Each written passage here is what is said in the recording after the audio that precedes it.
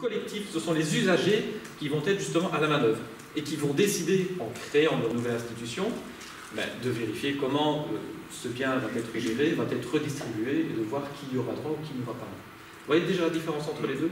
Ici, ce qui est vraiment important, c'est l'institution. Donc le commun, c'est quels sont les usagers qui sont concernés et comment est-ce qu'ils vont mettre en place les règles de gestion et de redistribution de la ressource sur lesquelles ils prennent position. Donc on a en fait trois grands piliers qu'on va retrouver à l'intérieur d'un commun. Donc déjà la ressource, sur quoi est-ce que votre institution va s'organiser? Est-ce que vous allez un bien matériel, immatériel ou pas? Donc il faut inévitablement une ressource. Il vous faut ensuite une institution. Donc l'institution, c'est le système de gouvernance que vous allez mettre en place. En général, dans un commun, il faut aussi que ce soit un système qui existe, dans lequel les personnes ont envie de se mettre ensemble. On ne peut pas imposer en commun. Il faut se retrouver aussi avec des règles de fonctionnement de cette institution. Pourquoi? Parce que l'essence d'un commun, comme on l'a vu dans la présentation précédente, c'est d'assurer sa pérennité, sa durabilité.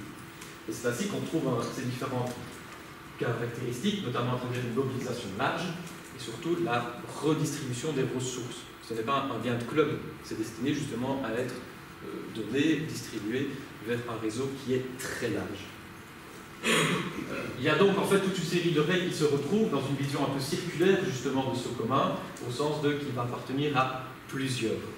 On a donc ici véritablement une opposition par rapport au commun qui existait dans l'ancien régime, qui en général étaient des biens considérés comme exclusifs, voire même des biens de club, parce qu'à part certaines exceptions, si vous n'étiez pas du village où le commun était exploité, vous en étiez exclu.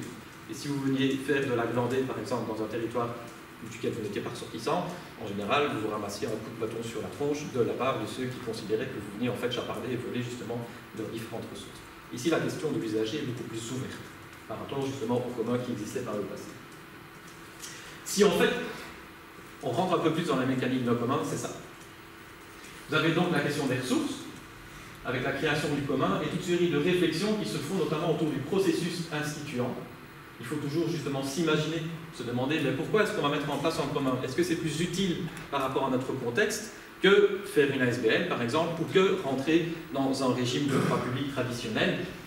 On est toujours aussi dans une idée de collectif citoyen autonome. C'est vraiment de l'autogérer ici. Vous allez être le propre producteur de votre institution. Donc il va falloir justement l'organiser de A à Z avec toute une série d'institutions et de règles qui vont justement, par moment, exclure ceux qui ne vont plus rentrer dans le fonctionnement de cette institution. Il y a aussi des liens qui vont devoir penser et créer avec les différents acteurs publics, avec également des acteurs économiques privés, parce que vous allez être en concurrence avec les autres sphères. Et donc il va falloir justement essayer de vérifier quelles sont les limites que vous vous imposez également par rapport aux autres acteurs, mais également quels sont ces espaces de friction qui vont vous mettre en concurrence, en confrontation avec ces autres acteurs. Ce sont aussi des éléments qu'il faut intégrer, mais tout en ayant encore une fois l'idée de pérennité, de durabilité et aussi des règles éthiques. Les communs sont un processus politique profondément éthique, avec des liens autour de l'économie sociale et solidaire, avec également des liens dans le processus d'autogestion qui vous font créer des nouveaux mécanismes de démocratie qu'on va appeler une démocratie contributive. Et donc on arrive en fait dans cette vision qui est peut-être un peu figée d'un commun, et qui permet justement déjà un peu de voir quelles sont les différentes limites et comment cette institution, ce nouveau mécanisme de gouvernance va se créer.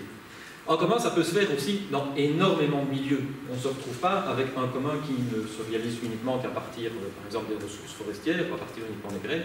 Aujourd'hui, on peut faire un commun sur des biens matériels, évidemment, mais aussi des biens immatériels. Et on se retrouve ici avec les 4 dimensions qui ont été proposées par Michel Bowens, encore une fois sur du matériel et de l'immatériel, et sur ce qui est hérité et ce qui est produit.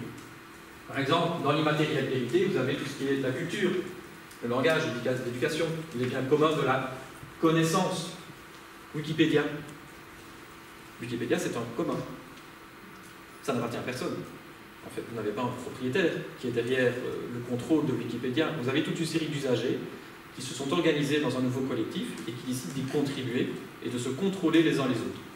Aujourd'hui, dans Wikipédia, si vous voulez modifier un article, vous avez le droit de le faire, mais vous allez être confronté aussi aux autres usagers qui vont venir vous contrôler et de voir si vous respectez les règles qui ont été définies en commun. Et on est dans les biens communs de la connaissance qui sont hérités et qui sont ici matériels. De même que ce qui est produit avec le digital, je parlais tout à l'heure de l'open source, de Linux, c'est aussi un commun. Et il est produit à travers différents usagers qui en sont les créateurs, et aussi à travers toute une série de communautés d'utilisateurs. Je pense par exemple à Debian, qui fonctionne également sur le même principe dans le commun. Quand on pense alors maintenant au matériel hérité, c'est tout ce qui fait partie de notre patrimoine génétique, mais aussi de l'océan, de l'atmosphère, et on rentre dans ce mécanisme-là autour de ce qu'on appelle des biens communs globaux. L'ADN appartient à tout le monde. Et les institutions en commun d'un point de vue local n'ont pas les capacités justement de prendre en charge l'ADN, c'est beaucoup trop gros. Et donc on va se retrouver dans une logique qui est beaucoup plus globale. Et puis enfin, ceux qui sont peut-être plus intéressants pour nous, c'est le matériel produit au niveau local, donc tous ces communs sociaux autour d'infrastructures communes qui vont se mettre en place dans le cadre de l'habitat. On va le voir tout à l'heure, il y a toute une série de logiques et de propositions qui ont été faites un peu partout en Europe, et notamment en Belgique. Ce sont quelques exemples que je vais vous proposer.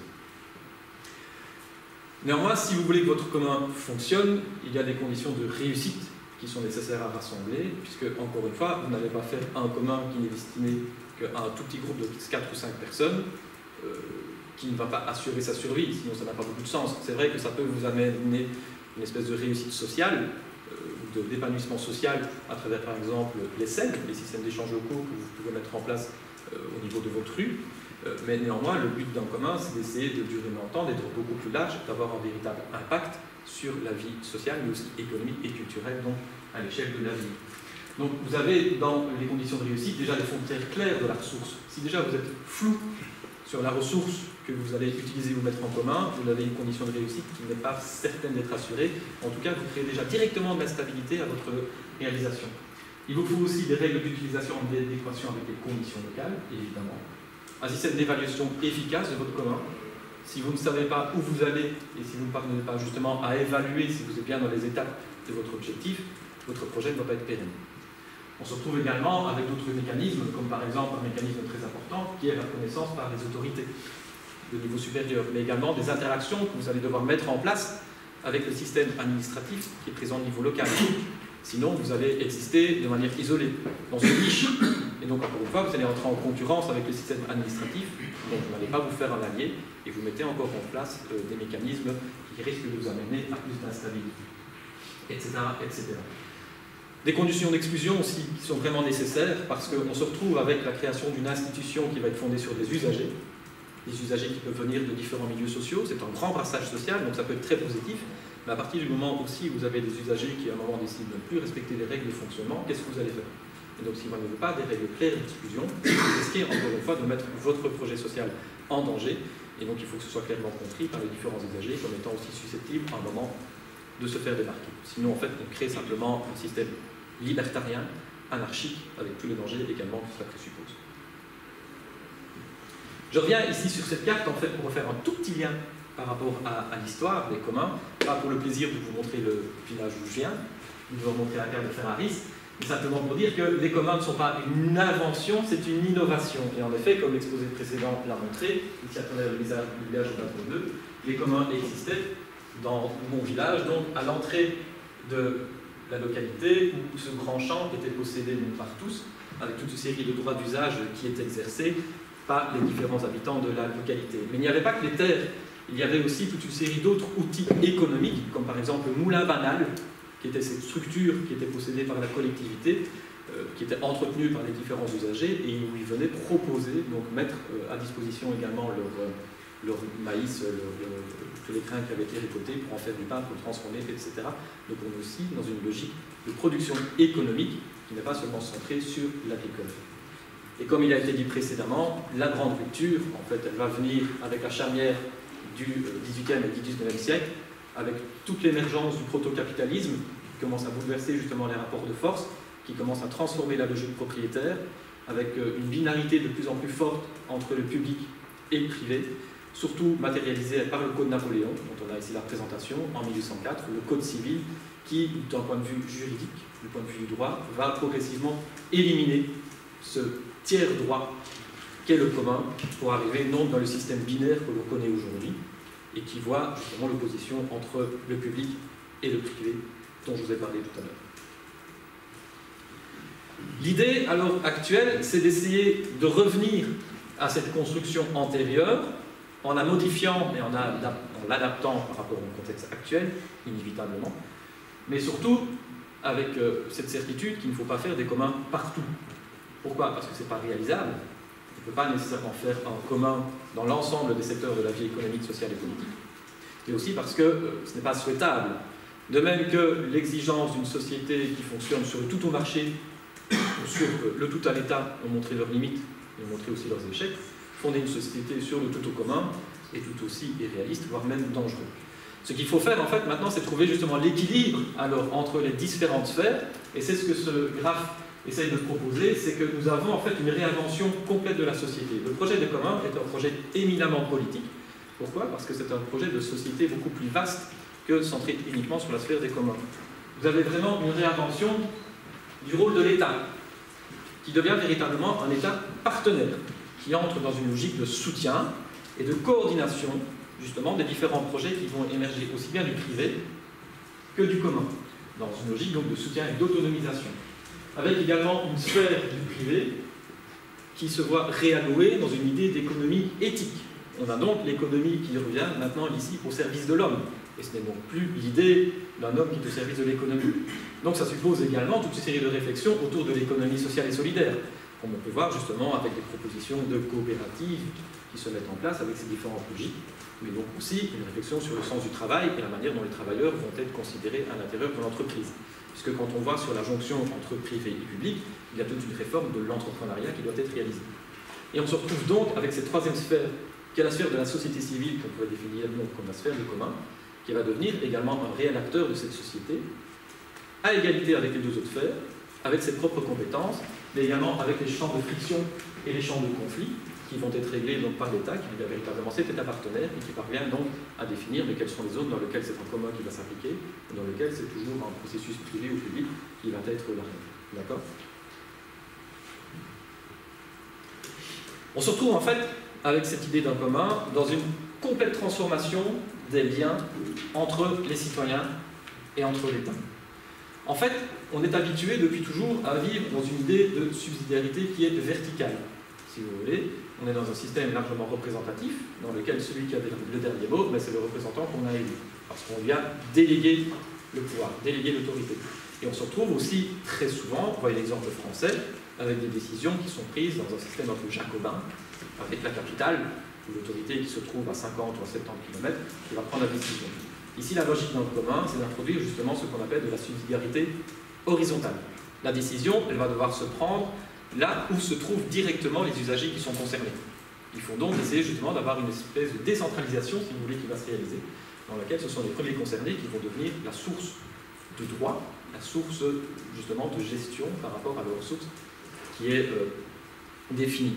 On se retrouve donc avec cette idée d'État maintenant qui est complètement transformée et qui devient partenaire dans la mise à disposition des services publics, dans la mise en commun des services publics. On peut très bien maintenant avoir justement des services publics qui vont s'ouvrir à un fonctionnement en commun, c'est pas exclu, ça existe d'ailleurs déjà dans d'autres pays comme à Naples par exemple. Vous avez des intercommunales qui sont gérées par des usagers. Imaginez ça en Belgique, sauf que dans le domaine actuel, ce sont les intercommunales. Mais c'est en tout cas une réinvention justement de l'État qui devient véritablement cet État partenaire. Et aussi dans un soutien alors des services publics aux projets en commun. On se retrouve véritablement maintenant avec les services publics qui vont penser le développement de leur commune dans une logique en commun et non plus dans une logique de confrontation. Pourquoi? Parce qu'on se rend compte justement aujourd'hui, dans les différents projets en commun qui veulent se développer, qu'il y a deux grands problèmes auxquels ils sont confrontés. Déjà, c'est l'espace. L'espace pour se réunir ou pour organiser leur activité, en général, il n'existe pas. Parce que ce sont des projets qui viennent souvent d'habitants, et donc à moins de se réunir continuellement sur la personne qui a l'initiative, à un moment ça lasse, c'est pas possible, donc cet espace pose d'autres problèmes. L'autre problème également, c'est celui du capital. La plupart des associations qui se développent, ce sont des associations qui sont bénévoles, qui ont beaucoup d'ambition. Or, si on veut se développer, il faut inévitablement des fonds. Par rapport à d'autres mécanismes privés qui, eux, ont des fonds, on se retrouve encore une fois avec une espèce de pérennité qui n'est pas assurée dans ces différents projets en commun. L'idée, donc, c'est justement d'arriver à des États partenaires, des communes partenaires, qui vont donc enclencher une autre logique dans la manière dont ces projets vont être soutenus. Concrètement, ça va passer par quoi? Il pourrait déjà y avoir un cadastre des bâtiments publics inoccupés, et dans lequel, alors, certains lieux pourraient être laissés à un usage collectif pour permettre justement à ces différents projets de se réunir et d'organiser leurs activités. On se retrouve aujourd'hui dans nos villes occidentales, justement, avec toute une série de lieux publics qui sont sous-utilisés. Pensons par exemple aux écoles le week-end. Pourquoi ne pas laisser, alors, suivant un mécanisme de régulation qui doit aussi se mettre en place, mais laisser ces lieux vides être occupés par différents projets alors qu'ils vont pouvoir se développer plus efficacement. De même que le soutien financier pourrait être repensé par les communes, qui va alors décider, encore une fois en commun accord avec ces différents projets, d'allouer alors des fonds suivant une charte et suivant certaines balises qui vont être définies donc, par les autorités publiques. Vous voyez? Donc on est encore une fois dans une autre logique d'État qui est véritablement partenaire. C'est ce qu'on appelle en fait les partenariats publics communs. On sort en fait des PPP qu'on connaît aujourd'hui, des partenariats publics-privés, pour entrer en fait dans une autre vision et dans une autre construction des relations entre les citoyens et entre l'État. C'est ce qu'on arrive en fait à travers ce mécanisme de subsidiarité horizontale, c'est ce qu'on arrive donc à proposer, et c'est ce qu'on retrouve notamment aujourd'hui dans le droit italien. L'Italie a été très fort initiateur de toutes ces initiatives en commun, avec différentes modifications qui ont été proposées aussi bien dans le Code civil que dans la Constitution, suite à la commission Rodotà, qui s'est mise en place en 2007-2008 et qui aboutit donc à des propositions qui sont assez fortes et assez engagées sur la réalisation des communs, avec des villes emblématiques comme par exemple Bologne, mais également comme Naples. Néanmoins, il ne faut pas non plus tout laisser faire dans la manière dont ces communs vont se réaliser. Il faut toujours bien avoir aussi cette logique de solidarité et d'utilité sociale qui va être alors défendue par l'État. Et l'État devient finalement le garant, si vous voulez, ultime de ces mécanismes de solidarité et doit vérifier que ces différents communs respectent bien toutes ces séries d'éthiques, de principes également, des mécanismes de redistribution. Sinon, encore une fois, on pourrait très bien se retrouver dans une logique privée avec des projets qui n'ont finalement plus rien à voir avec le commun. Vous voyez? Donc on ne doit pas se passer de l'État. Encore une fois, on retrouve cette idée d'État qui est un parachute et qui permet aussi d'éviter à ce qu'on ait des personnes qui se sentent exclues, parce qu'il ne faut pas encore une fois oublier que, on peut d'ailleurs se regarder ici, nous sommes tous des blancs, la classe moyenne quand même éduquée, avec un certain revenu. Or, que fait-on, Jean-Martin Liégeois, que fait-on par rapport aux personnes qui ne veulent pas ou qui ne peuvent pas rentrer dans ces communs? On ne peut pas non plus les exclure. D'où l'importance d'un État aussi qui reste toujours un État social, actif, qui permet d'être ce parachute par rapport à ces différentes personnes qui ne peuvent pas ou qui ne veulent pas rentrer. Un tout petit peu plus fort. Un tout petit peu plus fort. Non, c'est pas nécessaire. Concrètement, il y a différents mécanismes qui ont été mis en place un peu partout en Europe, mais les plus intéressants pour nous se retrouvent en Belgique, à Gand, où un véritable projet en commun a été développé notamment par Michel Bouwens, avec en fait l'envie justement de redonner du pouvoir et de l'autonomie aux citoyens. C'est un projet qui a été soutenu par la ville de Gand, qui a duré plusieurs mois et qui aboutit à différents rapports qui viennent avec des propositions concrètes pour engager donc une ville aujourd'hui en Belgique au XXIe siècle dans une logique de commun. L'objectif du projet, c'est véritablement documenter en fait l'émergence et la croissance des communs dans la ville et déterminer le type de politique publique à même de soutenir ce type d'initiative. Alors pourquoi Gand? Parce qu'en fait, Gand est une ville qui est très active d'un point de vue social et associatif. Et donc il y a eu plus de 500 initiatives présentant les caractéristiques des initiatives de transition ou des initiatives de commun qui, depuis à peu près 10 ans, se sont lancées dans la ville. Le problème, en fait, c'est que ces différents groupes vivotaient, soit ils avaient une durée de vie qui était très courte, soit en fait ils étaient complètement isolés à l'échelle du quartier. Or, ils représentaient un atout social, économique, culturel et politique. Et donc la ville de Gand s'est dit, mais il va falloir essayer d'assurer justement une meilleure coordination entre ces différents outils, de jouer aussi sur l'exemplarité pour qu'ils puissent rayonner dans d'autres quartiers, mais aussi d'assurer leur pérennité, parce que certains commencent à représenter un vrai outil de développement social et économique qu'il serait dommage de laisser tomber. Et donc, il y a toute une série de défis qui ont été portés justement pour essayer de réinventer la place des communs à l'échelle d'une localité, notamment pour la commune, mais aussi pour les forces du marché et pour les organismes traditionnels de la société civile, puisqu'on voit en fait que c'est une réallocation de différents pouvoirs et de différentes compétences qui ont bousculé donc, les trois sphères traditionnelles dont je vous ai parlé tout à l'heure. Je vais faire mon heure, j'en fais 5 minutes. 7, parfait. Puisque, en effet, quand on voit aujourd'hui les différentes initiatives de transition, dont on parle énormément en Belgique, Liège est aussi une très forte ville ancrée sur l'initiative de transition, le problème c'est que la plupart d'entre elles sont fragmentées. et que donc elles se rendent compte qu'en continuant à en vivre de manière isolée, en fait, elles ne représentent jamais que des bouts d'utopie qui ne vont pas fondamentalement remettre en question le système existant, et qui va être encore une fois fondamentalement forgé sur la dualité entre public et marché. Et donc l'idée de transformation politique ici, justement, c'est d'arriver derrière avec un nouveau projet dans lequel ces porteurs d'initiative vont être intégrés dans les processus de décision, mais aussi de redistribution des fonds qui existent, aussi bien d'un point de vue privé que d'un point de vue collectif, que d'un point de vue public. Et donc, on arrive en fait à Gand avec cette idée d'abord de City Labs, dans laquelle donc, il y a un accord des communs qui va être réalisé entre la ville et l'initiative, et dans lequel donc en fait les City Labs vont être cette première chambre de rencontre dans laquelle les communs vont venir justement proposer leurs projets et vont se dire, vont se déclarer, se rendre visibles auprès de la ville en disant regardez, nous existons. Et vous avez donc en fait cette assemblée des communs qui s'organise, qui se réunit, avec différents processus de gestion et de décision qui vont être définis pour savoir mais quelles sont celles qu'on va soutenir, celles auxquelles on va demander mais définissez encore un peu plus votre projet, et celles auxquelles on va dire mais non, ça ne rentre pas énormément dans la définition qu'on a dans le commun, c'est plus alors dans ce département-là que vous devriez aller prendre vos conseils, prendre vos fonds, etc., etc. Et on a déjà une première porte d'entrée qui permet justement à ces différentes initiatives mais de comprendre dans quel monde elles vont jouer, et donc après d'être redirigées de la manière la plus efficace par rapport à leurs objectifs, et par rapport également à leur contexte social et économique.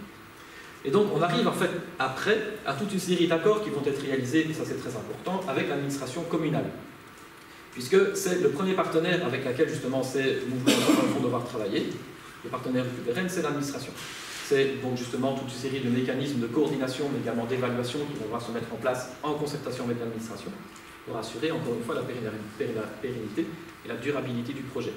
Puisque à un moment, comme on a aussi des usagers qui sont bénévoles, rien n'exclut que pour des raisons parfois personnelles, le projet se casse la gueule, pour le dire clairement.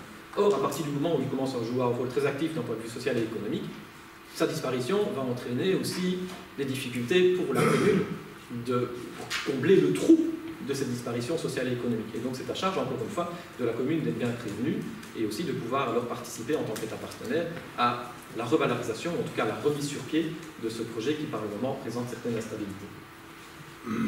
C'est ainsi qu'à Gand, autour de ce défi, 14 propositions ont été proposées par Michel Goens et par tout le travail qui a été réalisé, avec notamment la création d'un service d'assistance juridique, d'un incubateur également pour l'économie des communs, ouvert notamment à travers le coopératisme de plateforme et l'idée, encore une fois, des licences libres et de l'ouverture des données, l'open data, qui permettent justement à ces différents projets en commun de mieux se développer. Par exemple, encore une fois, le cadastre de la ville, donc savoir exactement quels sont les biens publics qui sont à disposition ou pas, comment est-ce que la ville fonctionne pour que nous puissions également proposer et développer notre projet sans entrer trop fortement en concurrence. Le soutien, encore une fois, à des collaborations entre villes pour des infrastructures mutualisées, les appels d'offres non compétitifs et des unités de production expérimentales basées sur la fabrication locale et le design ouvert. Donc vous voyez qu'ici, ce sont des projets qui sont aussi éminemment modernes, puisqu'on entre encore une fois dans une vision qui va jouer sur l'open data, l'open source et la manière dont ces différentes nouvelles technologies vont pouvoir soutenir le développement des communs. Donc on n'est pas uniquement dans une vision qui est héritée du passé, pour le dire de manière caricaturale, on est vraiment dans un projet du XXIe siècle qui va essayer d'utiliser au mieux les différentes technologies modernes qui vont s'offrir à nous. Pourquoi? Parce que ça va déjà permettre la mutualisation. Quand vous avez par exemple des outils collectifs qui coûtent très cher et qui sont mis en place et qui sont mutualisés, vous avez déjà une réduction du coût que votre projet va devoir supporter. Et aussi parce qu'encore une fois, aujourd'hui, les innovations, elles sont translocales. Les innovations, elles ne viennent plus énormément du côté de l'État, voire même de la région. Les innovations, elles sont aujourd'hui portées par les villes. Et il faut souvent aller regarder ce qui se passe ailleurs dans d'autres villes, regarder Lille, regarder Gand, regarder Bologne, mais aussi des villes comme Maastricht ou comme Barcelone sont devenues des villes porteuses d'innovation. Et encore une fois, ces différents coopérativismes de plateforme nous permettent de bénéficier donc des innovations qui ont été proposées. On se retrouve aussi avec des innovations économiques, des territoires collaboratifs, qui vont porter sur une économie qui va être relocalisée et réappropriée par les acteurs locaux.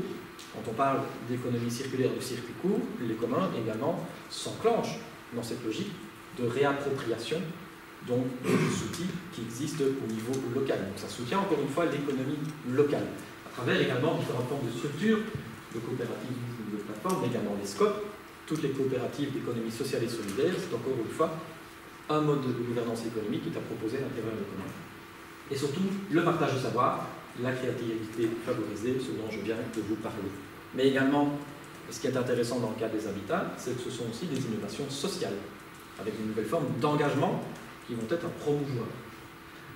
C'est une réaction au creusement des inégalités sociales, puisqu'on se retrouve ici dans des dynamiques de réciprocité et de solidarité. On voit à travers certains mécanismes en commun qui se mettent en place à Bruxelles, avec une logique sociale, qui a en fait, comment trouver le terme, il y a une réduction des inégalités parce que ce sont différents tissus sociaux qui viennent de différents endroits qui réapprennent en fait à travailler ensemble. Et donc vous avez justement une nouvelle logique de coopération qui se met en place à l'échelle d'un quartier avec des habitants qui parfois n'avaient plus l'habitude de parler ensemble. Donc encore une fois, il y a un nouvel engagement qui est en train de se réaliser. Et c'est aussi un contre-modèle qui peut être valorisé dans différents secteurs, entrepreneurial, il y a aussi dans le logement et l'aménagement du territoire, puisque à travers votre modèle, vous avez aussi des nouveaux mécanismes de résolution des conflits qui vont se mettre en place. Et donc encore une fois, vous avez un dépassement des tensions sociales qui existent aujourd'hui, tensions sociales dont l'État n'a parfois plus les moyens de parvenir justement à leur résolution. Or, les communs parviennent justement, dans certains contextes, à dépasser ces tensions et à permettre justement d'avancer dans la reconstruction de ce tissu social qui était en déshérence. On a donc véritablement une réflexion en fait sur une nouvelle démocratie qui va dépasser le système représentatif traditionnel et même aller au-delà du système participatif, puisqu'en fait, il est dans du contributif. Ce sont les usagers qui vont construire leurs besoins, suivant leurs usages, suivant leur contexte, et qui vont le proposer en interaction avec les autres secteurs existants, aussi bien publics que privés. Tout ça, encore une fois, avec une logique de transition écologique, qui est véritablement un des piliers centraux sur lesquels ces communs sont en train de se développer. Et alors, je vais terminer maintenant par quelques exemples très concrets autour justement de ces idées de villes partagées qu'on trouve déjà à Lille, avec toute une série de foyers et d'incubateurs qui permettent ces différentes rencontres en commun. Je vais aller un peu plus vite par contre. ABC, Acqua Bene Comuni, qui est un exemple qui vient de Naples en Italie, où à la suite de toute une série de propositions de la ville de Naples de privatiser l'intercommunal de gestion des eaux, il y a une réaction des différents mouvements sociaux qui ont manifesté en 2007 pour justement lutter contre cette privatisation. Ça a fonctionné, puisqu'un référendum a été réalisé qui a abouti justement au refus de la population devant cette privatisation, et ça a tellement bien fonctionné qu'avec un changement de majorité, la ville a ouvert le conseil d'administration de l'intercommunal aux usagers. Et donc on a eu ici la transformation de l'intercommunal en une intercommunale en commun, qui est directement gérée par les usagers donc de la ville de Naples. Et ils sont devenus d'ailleurs même tellement experts dans leur domaine qu'aujourd'hui ils se retrouvent un peu partout, en différents endroits de l'Italie, pour aller faire part justement de leurs différents projets, de la manière dont ils se sont réalisés. Et d'ailleurs le nom a été transformé d'ARIM en ABC pour Acqua Bene Comuni, c'est-à-dire l'eau en bien commun. L'autre projet aussi qu'on retrouve dans le milieu urbain, notamment ici en Belgique, dans le cadre de résolution des conflits, c'est tout ce qu'on peut voir sur les questions d'aménagement du territoire et notamment des débordements d'égouts. La ville de Forêt à Bruxelles, d'ailleurs, a lancé des projets pilotes de mécanismes de concertation entre autorités publiques et usagers, les habitants d'une ville, justement, pour essayer de voir comment est-ce qu'on peut essayer de régler ce problème de débordement des eaux qui survenait à certains moments, notamment dans des périodes orageuses. Il y a tout un mécanisme de concertation qui a été soutenu par la ville, qui n'a plus imposé sa décision, mais qui est simplement le coordinateur, qui a facilité les échanges entre les habitants du quartier et qui ont abouti à une solution donc, qui, justement, aujourd'hui a permis d'avoir ce consensus et ces aménagements du territoire qui ont été pris en commun et qui donc conviennent à tout le monde. De même que l'exemple dont on parlera tout à l'heure, celui des community land trusts, qui est plus lié justement à la question d'une habitation, qui est aussi en commun avec un fonctionnement qui permet un brassage et un partage également de cet immeuble, qui est donc géré d'une manière particulière, mais ça j'en dis pas plus pour ne pas empiéter sur d'autres interventions. Et aussi un projet que j'aime assez particulièrement à Gand, c'est ce qu'on appelle Leefstraat, donc les rues à vivre, et dans lequel en fait vous avez les habitants d'une rue qui décident de s'organiser en commun et qui vont demander à la ville de Gand pour que leur rue, pendant une certaine période, c'est un mois maximum, soit fermée à la circulation. À charge pour eux, en fait, de finir avec un projet de développement social pendant ce mois à l'intérieur de leur rue. Ce que fait la ville de Gand, derrière, alors, c'est non pas intervenir dans la manière dont les projets sont soutenus, ça ce sont les usagers qui vont devoir définir ça, mais de proposer un plan de mobilité alternatif pour éviter justement que les désagréments ne soient subis par les populations concernées, mais aussi les populations aux alentours. Et donc pendant tout le mois, vous avez alors différentes activités qui vont être proposées par les habitants du quartier. Et les résultats sont qu'aujourd'hui, il y a un nouveau tissu social qui est en train de se constituer, avec des projets autonomes qui ont émergé, et aussi avec une réinvention de la manière dont on occupe la ville, dont on occupe la rue. C'est un droit à la ville en fait qui est en train de se reconstituer à travers donc cet exemple des communs. Et ça fonctionne tellement bien que certaines rues, après plusieurs mois, demandent à pouvoir encore une fois reproposer un nouveau projet. Pour conclure, il faut bien se rendre compte enfin que les communs ne s'imposent pas. Vous ne pouvez pas dire aujourd'hui, autorité publique, mais autorité non publique, faites en commun. C'est comme si on disait sois spontané. Non, vous devez partir en fait du contexte local et voir s'il existe déjà justement un groupe qui pourrait être à l'initiative d'un projet en commun et donc comment soutenir en fait. Il faut simplement essayer de voir ce qui existe dans votre région. C'est ainsi que pourrait très bien avoir une commune qui va lancer un projet en commun dans le domaine agricole et la commune à côté qui ne le fera pas. Pourquoi? Parce qu'en fait, le tissu social ne s'y retrouve pas. Mais par contre, elle va pouvoir faire un commun sur un projet économique qu'on ne trouvera pas dans la commune à côté. C'est ça aussi la difficulté des communs, c'est qu'on ne peut pas les faire partout de la même manière. Les communs aussi sont complémentaires. Comme je l'ai dit tout à l'heure, ils sont complémentaires à la sphère publique, ils sont complémentaires à la sphère privée. On ne peut pas en faire partout, dans tous les niveaux. Donc encore une fois, ça impose de voir mais quel est le niveau sur lequel on se trouve. Et surtout, les communs sont multiples. C'est à la fois leur force et leur faiblesse, mais c'est aussi une capacité d'innovation extraordinaire. On peut faire différents communs à partir de différentes ressources, même différents communs à partir d'une même ressource. Donc c'est une réinvention, c'est une innovation justement de la participation citoyenne dans laquelle il faut s'engager. Mais encore une fois, il faut trouver quels sont nos alliés sur lesquels nous pouvons nous poser pour essayer de les développer. Et donc c'est un processus qui finalement est éminemment politique. Et je conclurai encore par cette volonté de vous dire que c'est un processus politique parce qu'il permet justement de sortir de la logique particratique de démocratie représentative qu'on retrouve aujourd'hui pour retrouver finalement le sens de la politique, c'est-à-dire le sens de la cité, de la police et de la vie justement en commun que nous avons sur cet espace qui est celui de tous les jours et qui nous permet de réinventer à la fois notre travail, mais également nos relations entre les voisins, entre les usagers d'un même endroit. Et c'est peut-être aussi une solution qui permet de répondre à la crise sociale et démocratique que nous connaissons aujourd'hui. Je vous remercie pour votre attention.